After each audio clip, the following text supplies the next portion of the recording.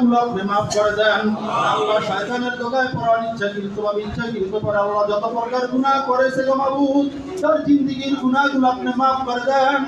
আল্লাহ তাকে পরিপূর্ণভাবে আল্লাহ সুস্থতা দান করে দেন। আর রব্বুল আলামিন আগামী দিনে আল্লাহ সুস্থ হয়ে দেশ এবং জাতির খেদমত করতে পারে সেই তৌফিক দিয়ে দেন। আর রব্বুল আলামিন দেশের প্রধানমন্ত্রী হওয়ার তৌফিক দিয়ে দেন।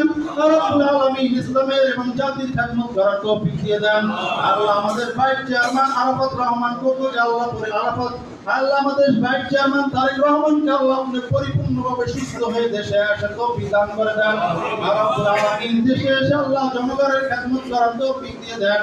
আর রব্বুল আলামিন আল্লাহ রব্বুল আলামিন দেশে এসে আল্লাহ জনগণের খেদমত করার তৌফিক দিয়ে দেন। আর রব্বুল আলামিন এই বিএনপির হাল ধরতে পারে সেই তৌফিক দিয়ে দেন। আর রব্বুল আলামিন বিশেষ করে আল্লাহ বেগম খালেদা জিয়ার কলিজার টুকরা আরাফাত রহমান কোকো আল্লাহ কবরবাসী হয়ে গেছে মাবুদ, তার কবরের সবটুকু পৌঁছিয়ে দেন।